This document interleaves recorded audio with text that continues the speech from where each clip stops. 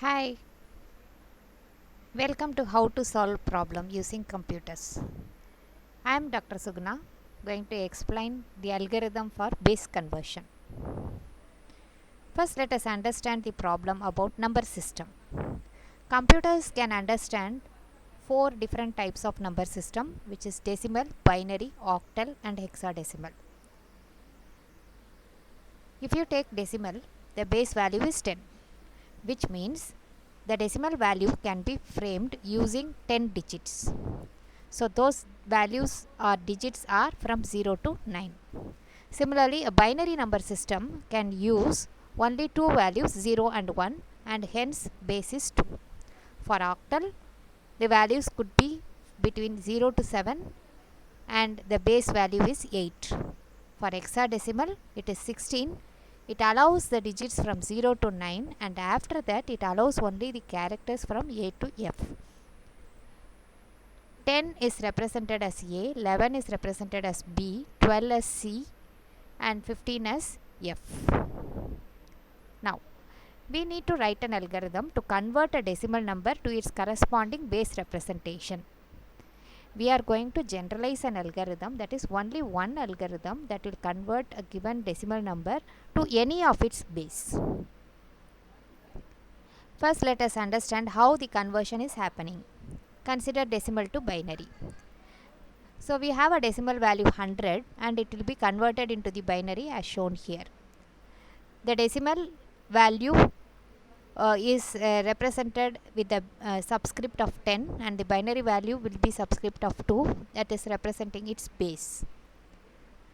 Now what do you do to get this binary value? First divide the decimal number with its base. So the base of the binary is 2, so we divide by 2. We get the quotient as 50 and the remainder as 0. So whenever we divide, we need to find out what is the quotient and what is the remainder. Again divide by 2, you get 25 as the quotient and 0 as the remainder. Proceed further. So 12 as the quotient and 1 as the remainder, and again divide by 2, you get 6 as the quotient and 0 as the remainder. And proceeding again, you get 3 as the quotient and 0 as the remainder, and you get 1 as the quotient and 1 as the remainder, and again still when you divide by 2, you get 0 as the quotient and 1 as the remainder. That is the place where you need to stop. So when you write these digits, we will be writing in the reverse. So we will be writing like 1 1 0 0 1 0 0. That is your binary representation. So what we do is, the idea is, whenever I get the remainder, I will store it in an array. And after that, I will print the array in the reverse order to get the required binary representation. Okay, the same thing is applicable for other conversions also. So now consider decimal to octal. We are taking the same decimal 100, but its equivalent octal representation is 144. Now how do you get? Take 100, divide by its base, that is octal base is 8.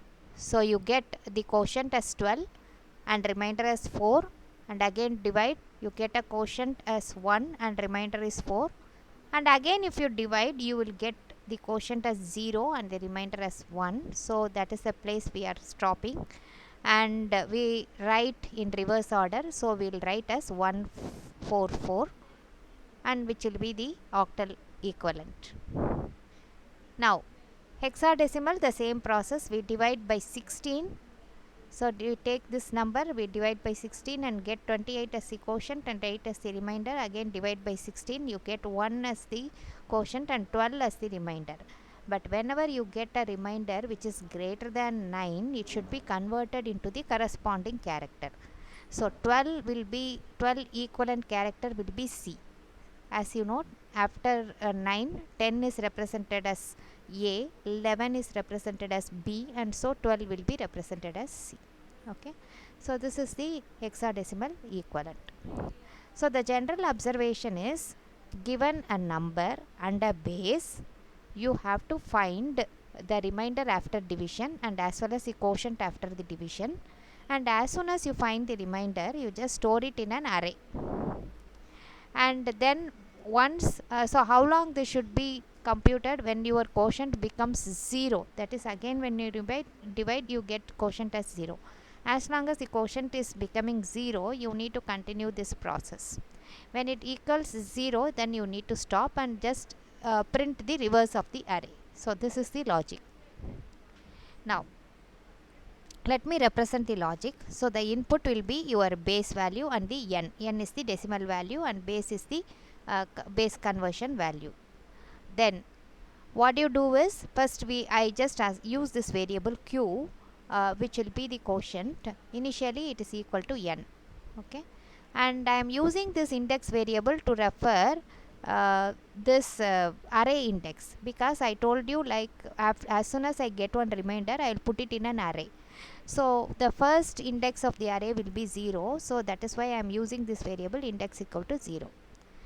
Next what I do is the process. Okay, so I get the remainder, I get the quotient. How do I get the remainder? I will use this operation which is called as a mod operation, which will give me the remainder after division. So you divide the base, divide q by the base and take the remainder, and that will be stored in the R, and this is the quotient that will be stored in the R. So this division is an integer division which will return only the quotient. This will return only the remainder. As soon as I get the remainder, what do I do is I'll put it in the array. So the name of the array is A, and this position is denoted by the index. So initially index is equal to 0. So my first remainder goes to A of 0.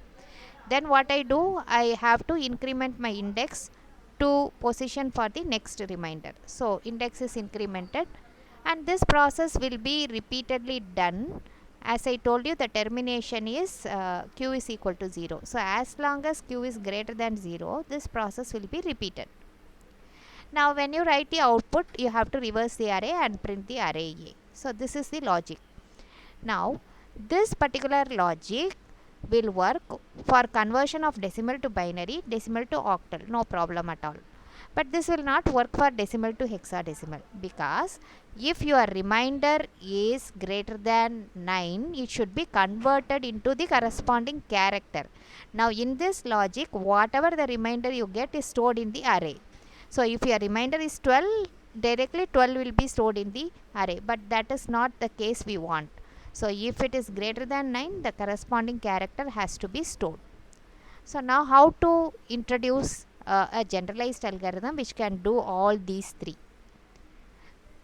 So to understand this, let us look at the ASCII table. See, when you see the ASCII table, these values are called the ASCII value and these are called the characters. Okay, so every character has an ASCII value. Remember, this is not the digit 0, this is the character 0. Okay, now as you look at this table, after 9, okay, I want the value as A in the case of hexadecimal. Okay, so whenever this exceeds 9, I need the value of A. So now first observation, I see that from this I have to go here. So from this observation I see that there are 7 characters in between. Okay, 7 characters in between.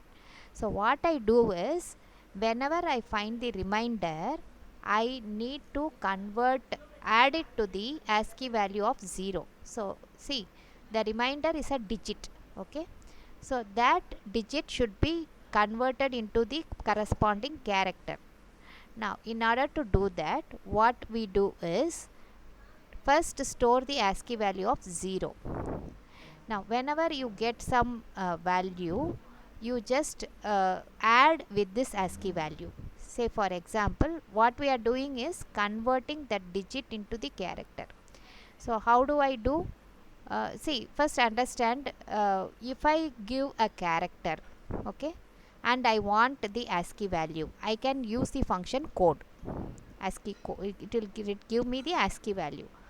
Code of 0. See here, I have put in a code, which means it is not the digit, it is a character. So then the corresponding ASCII value is 48.